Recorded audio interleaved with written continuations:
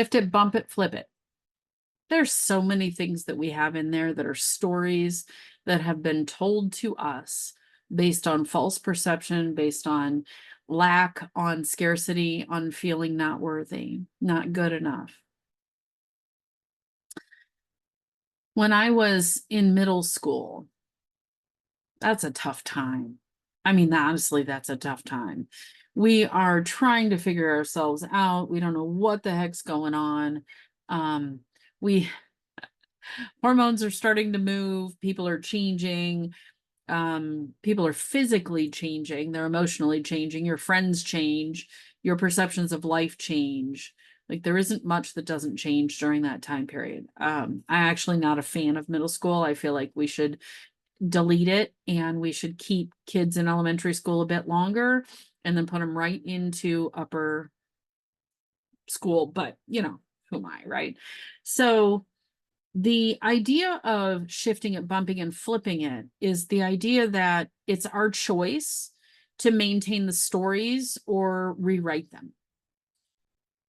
So when I was somewhere along the lines in middle school, I decided that, let me think about, some of these things that I've worked through in the past. So I decided that I wasn't pretty. I wasn't pretty as the other girls. I was fat. I was ugly. The boys would never like me.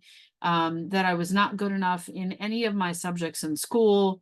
That pretty much I didn't have any friends. And it didn't turn into hermit crab. It turned into people pleaser seeker. And so I tried very hard to be friends with people who didn't have an interest in me. They didn't know me. They didn't want to know me. I tried really hard to be in the in crowd. I tried hard to be in the smart people crowd. I joined the school newspaper. I became a photographer. I did all of these things because I thought somewhere along the lines that people were going to accept me, that I was going to get the invitation. And it was painful. It was pretty painful to stay in that place. Not too long ago, I sat down with that and I thought, what really was the truth of me in middle school? And I took out the filter of people pleaser. I had done a lot of that work. That filter of people pleaser comes from a compassionate desire to really help people, but a misperception of exactly how that help is intended to show up and how we're meant to show up within it. Because help doesn't mean do for, it means do with. That's a whole nother topic. So I started thinking about, did I have friends in middle school? And I thought, yeah, I had great friends in middle school. I had Barbara and Myrtelina and Pam and Kim and, oh my gosh, I know there's more I'm not even remembering. I remember talking to people in band. I remember chatting with people in the hallways. I remember on the bus, I always had people to sit with. We had fun on the weekends. The girls would get together. There'd be 10 or 12 of us and we'd have a good time. And I thought, where did this misperception come from? That I wasn't liked, that I wasn't accepted as who I was, that all these other lies and falsehoods were there. And in doing the work, I realized it was other lifetimes of experience where I had experienced those emotions, but was not aware enough as a middle schooler or a high schooler or a young adult, wasn't aware enough of the energetics of where these emotions come from that I could do anything about it. And I lived with it for a long time until I learned to do the work in the concurrent lifetimes and clear those energetics. And then I could clear out all of that. And so I sat down and I said, okay, what's the truth of middle school? The truth of middle school was really quite wonderful. So why did I hold on to that for so long? And really, it's a matter of I didn't know differently. I didn't know better. The grace element of that is that it wasn't the moment at which I needed to know that. It wasn't the moment at which I needed to connect with or had connected with myself enough that I could go, well, that's not the truth. Let me clear the energetics of the shroud of um misconception that was on there, and let me write in the truth, and let me perceive the truth. Let me feel it in my whole energetic body. And it gave me this boost of confidence, an incredible boost of confidence. It's a big part of what I do in woven light healing when I work with clients and other people, is that we find those false energetics that are in there, and we release the false energetics. We dissolve, dissipate, disappear them, and we write in energetics that support. And you might say, well, is it truth? Well, I don't know if it's truth or not. Because if you've ever heard witness testimony and the studies on witness testimony, 4 different people will go to the same experience and see 4 completely different things. So really, what is truth? I don't think it's a single thing we can pinpoint. I think we overuse it, almost to the point of being a weapon. Because I can hear someone do a talk on a topic. I do everything naturally, 100% natural. And I can hear a talk on the power of birch oil for pain relief and go, oh my gosh, that's amazing. I have to get someone. And somebody else who is very allopathic can go, it's hocus pocus, it's witchcraft, it's whatever. Never seen a scientific study on that, etc. And never put any effort into attempting it. So what is the truth of that? It's not a truth per se. And so I feel like we've misused the word truth. We've started to use it as a weapon. It's personal perception is really what it is. Because my truth is I love birch oil, and someone else's truth is they would never use it. And it worked great for me. And would probably work great for them if they allowed it. But it's not for me to impose my will on them.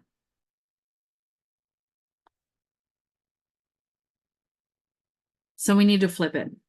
We need to pause it. So whether you flip it, shift it, or bump it, clear it out. Create your perception as it is today. All that stuff in the past doesn't exist today unless you pull it into today. We can't pull it into today. Let's not do that anymore.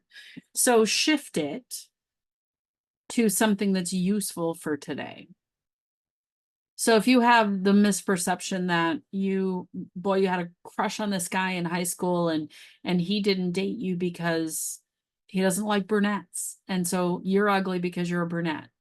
When the truth is somebody else loves brunettes, and maybe that person wasn't right for you anyway. Maybe they would have created some problem for you. So can you allow that to be okay? That's in the past. It's okay in the moment. And this moment says, you're a brunette. And brunettes are beautiful. There is a need to pull ourselves out of the energy of the past, like this prison of the past, and into this moment. So one thing I used to do is relive and rehash things over and over and over again. If I felt I had someone egregiously do something to me, I would tell 50 people about it. And so it would create this, like, it could be this little tiny small thing, right? They cut me off in the line. And then when I said, hey, you cut me off, they yelled at me and it turned into a thing. Well, it's not really a thing. It's this big, right? It's a moment, it's a blip. But I carried it through and it became bigger and bigger and bigger and bigger. It became this huge, like it's the big fish story, right? When I could have just left it in the moment, like I was having a bad moment and so were they. Done. If that's the case, if you're reliving things like an argument you had with your mom 10 years ago, or the disagreement you had with your spouse 6 months ago, or whatever the case may be, it's important to ask yourself this question: can I allow this to be different from now going forward? Can I allow this to be rewritten, shifted, bumped? Because you're the only one who can allow that. If you don't allow it, it doesn't change. If you don't accept it and say yes to it, it doesn't change. It sticks around and it stays there as the bug you don't want in your garden, as the plant you don't want in your flower bed. And it might be choking out the flowers in your garden. I like to talk in terms of chakras as gardens. So the heart garden, the solar plexus garden, the sacral garden. And heart and sacral are the two that we work in the most, because they are the ones that have not only the most amount of motion in them, they all have emotion in them, but sacral is this flourishing of your emotional centers, in my experience and opinion.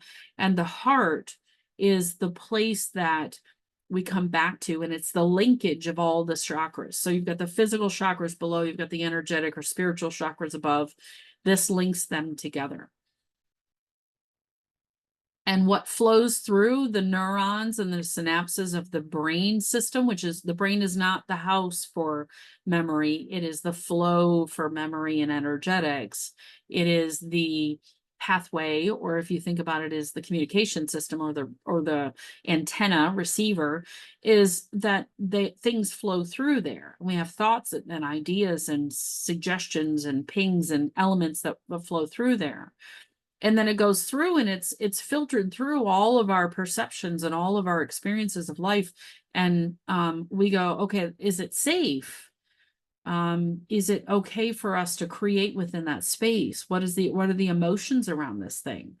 Has it subtracted from or altered my perception of my power? How does it feel in my heart? Can I speak it as my truth? Can I perceive it? Can I connect with the great something creator? And can the creator feed more information into that? Does it fit within my kingdom, my crown? Does my soul like it? Is the energetic there in alignment with myself? And you'll know if it's in alignment or not. It's this sync. I feel like when it's a not in alignment, it's a sync, or it's a fear, a tightening, a tensing, a discomfort. And when it is good, it is in alignment, it feels lighter, it relaxes, it opens up, it decompresses, it releases the contraction. So you might play with that. So you might read something that you perceive as not truthful and see how that feels, and then read something you perceive as truthful and see how that feels, and play with that, so that you can first get embodied with the emotion and the experience of the energetics moving through your body. And then as you have better experience with the emotions and the energetics, as you are more embodied within yourself, as you pull the pieces of your soul back into yourself from all your life experiences where you've dropped them off, deposited them, sent them out, then as you become this whole version of yourself, which can happen quickly, by the way, that's part of the woven light healing work, is when you come back within yourself and you're centered and you're whole, you allow those energetic movements and the feelings and the sensations to help you with decision making. Everything from, should I go left or right when I turn, all the way to major life decisions. Should I move out west? Should I stay here? Should I move somewhere else? Should I leave this job and go to a different one? Should I leave this job and start my business? Should I be authentic and share the fact that here I am working within energetics and doing all kinds of wild and fun and magical things, sharing stories with people? is that something that's okay for me to do? And for a long time, it wasn't. Some people know it, but most people have never known it about me. So weaving that tapestry of my life, the colors have continued to change and evolve. The fabrics, the experiences have continued to change and evolve. I mean, if you look at what's in the corner over here, and you look at all the different tapestries and colors and experiences and whatever, that's part of the reason I put all those in there, is because I don't resonate with a single tapestry, a single life experience. I resonate with many. There's an infinite field of knowledge that is available to all of us, and I've tapped into it. Took me a minute. Took me first knowing that I could and allowing myself to do it, and then I did it. And that's the element of magic that I think is important, is things can happen pretty much instantly if you choose it.